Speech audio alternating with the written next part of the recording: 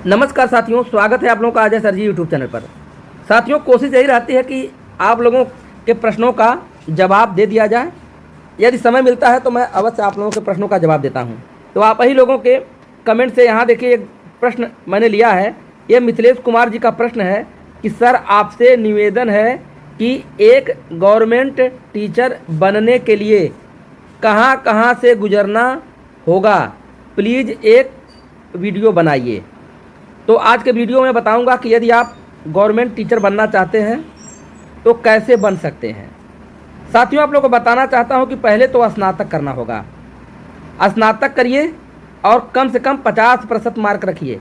50 से कम पे भी एलिजिबल हैं, लेकिन यहाँ 50% मैं इसलिए कह रहा हूँ कि भविष्य में भी सुरक्षित आप रहें।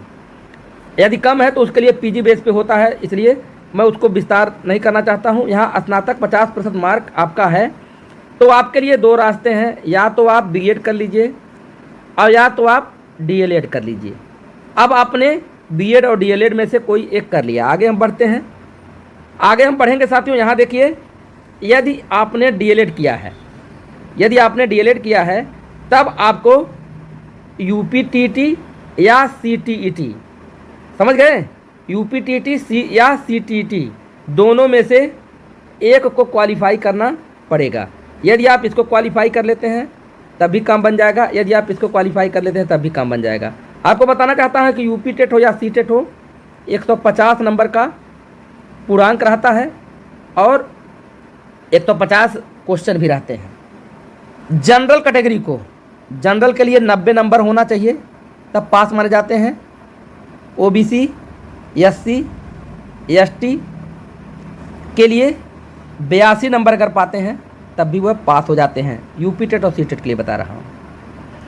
अब जब आप इसको क्वालिफाई कर लेंगे तब आपको एक सुपर टेट, जिसको हम शिक्षक भर्ती परीक्षा कहते हैं, शिक्षक भर्ती परीक्षा भी आपको देनी होगी। यहाँ प्राइमरी मैं लिख दे रहा हूँ क्योंकि प्राइमरी शिक्षक भर्ती परीक्षा को क्वालिफाई करना होगा। अब ये जो प्राइमरी शिक्षक भर्ती परीक्षा है इसमें भी 150 क्वेश्चन होंगे और 150 क्या होंगे, मार्क भी होंगे। अब आपको यहाँ बता दूँ कि यहाँ जो है पास होने के लिए यदि आप ओबीसी, एससी, एसटी हैं तब आपको 90 नंबर चाहिए, तब आप पास माने जाएंगे। और यदि आप जनरल कैटेगरी हैं या ईडब्ल्यूएस हैं तो तब आपको 97 नंबर चाहिए।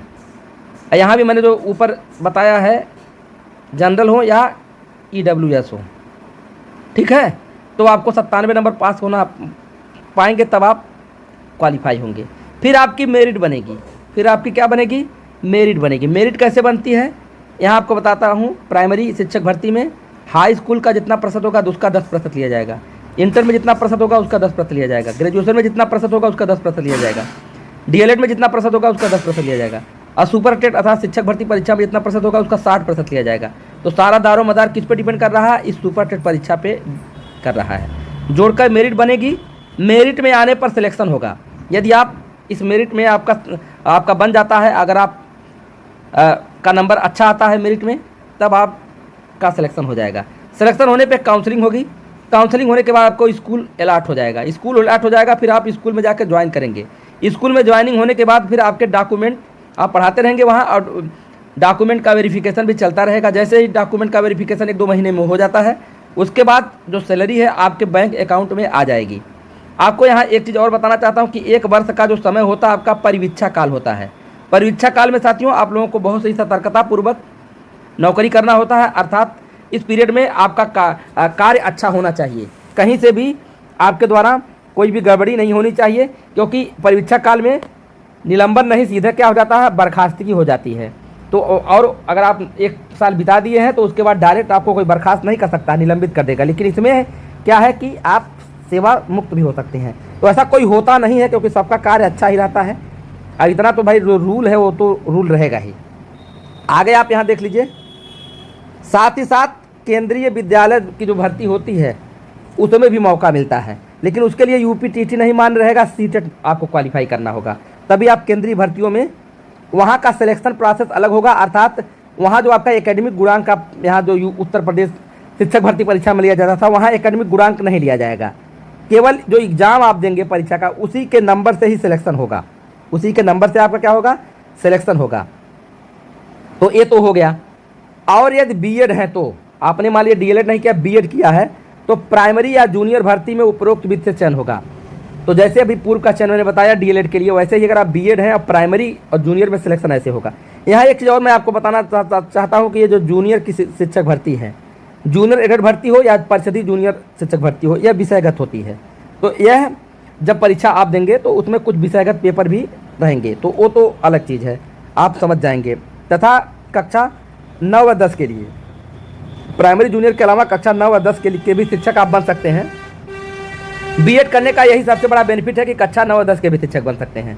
कक्षा 9 व 10 के टीचर को हम कहते हैं TGT teacher, trained graduate teacher, TGT. यह एग्ज़ाम सब्जेक्टिव होता है। आपको बताना चाहता हूँ कि एग्जाम सब्जेक्टिव का मतलब यहाँ सब्जेक्टिव नहीं ऑब्जेक्टिव ही होता है, लेकिन सब्जेक्ट आधारित होता है। सब्जेक्टिव ने कह करके आप यहाँ इसको ऑब्जेक्टिव लिखिए।